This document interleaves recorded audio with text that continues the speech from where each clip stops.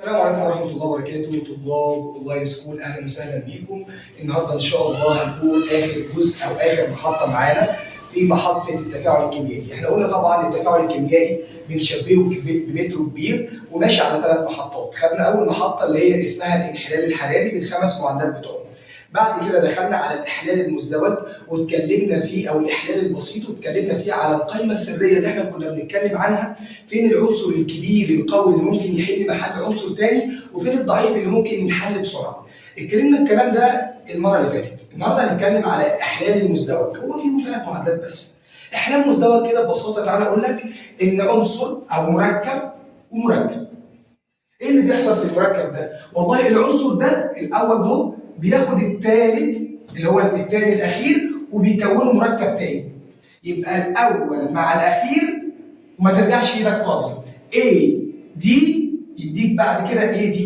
طيب وما ترجعش ايدك فاضيه C B يديني ايه؟ C B. ده الاحلال المزدوج، مركب ومركب. تفاعل كيميائي بيتم فيه تبادل بين شقي التفاعل الكيميائي. يعني A هيروح الاول مع الاخير وما ترجعش ايدك ايه؟ فاضيه. طيب عندنا كام معادله؟ 3 معادلات. بيقول لك اول حاجه قلوي مع حمض. قلوي مع ايه؟ حمض. ايه اللي هيحصل قلوي مع حمض؟ هيديك ملح وميه. ملح وايه؟ وميه. تيجي نطبق المعادله دي كده اهو. الاول مع الاخير هتبقى ايوه NaCl زائد الاتش، ما ترجعش ايدك فاضيه، مع الاو اتش ادتني ايه؟ ميه H2O. سهله جدا. يبقى الاول مع الاخير وما ترجعش ايدك فاضي. ملح او قلم مع حمض يديك ملح وايه؟ وميه. تعال نطبق الكلام ده هنا برضه على المعادله الثانيه. ملح زائد حمض هيديني ايه؟ قال لك هيديك ملح وهيديك ميه وهيديك غاز. ازاي؟ تعال نشوفها. الاول اللي هو Na2 اللي هو الصوديوم هياخد الاخير هيبقى Na.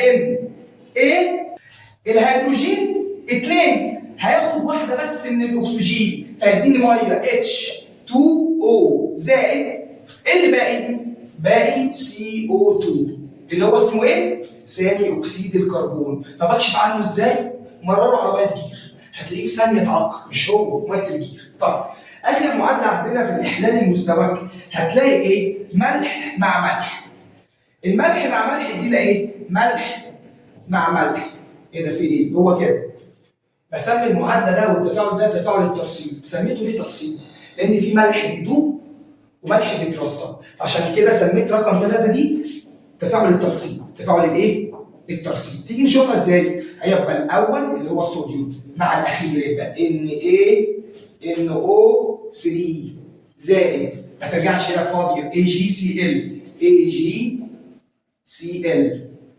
كلوريد الفضه. ده هو هيترسب وده هو هيدوب في الميه. بس يا سيدي ده الاحلال المزدوج. 3 تفاعلات كيميائيه. واحد بسميه التعادل، ملح قلم حمض يديك ملح وميه. واحد بسميه الترسيب، ملح مع ملح يديك ملح وملح. واحد يترسب والثاني ايه؟ يذوب. اخر بقى محطه في التفاعل الكيميائي هي محطه الاكسده والاختزال. اكسده واختزال، واحد كريم يعطي واحد بخيل ياخد. بس تعال نشوف كده. بيقول لك الهيدروجين لما مر على اكسيد النحاس اللي لونه اسود سرق الاكسجين منه وكون ميه والنحاس رجع احمر تاني. طيب هو مين اللي سرق؟ مين اللي خطف؟ الهيدروجين. بسميه عامل مختزل. بسميه عامل ايه؟ مختزل. الماده التي تنزع الاكسجين او تمنح الهيدروجين. طيب هو مش اكتسب الحرامي ده، مش اكتسب اكسجين؟ بسميه عمل عمليه اكسده. عمليه ايه؟ هو عامل مختزل عمل عمليه اكسده. عمليه اكسده هي العمليه الكيميائيه او التفاعل الكيميائي بينتج عنه ايه؟ زياده نسبه الاكسجين او نقص نسبه الهيدروجين. عكسها بقى يبقى ده بالنسبه لي عامل ايه؟ ايوه عامل مؤكسد. ايه العامل المؤكسد؟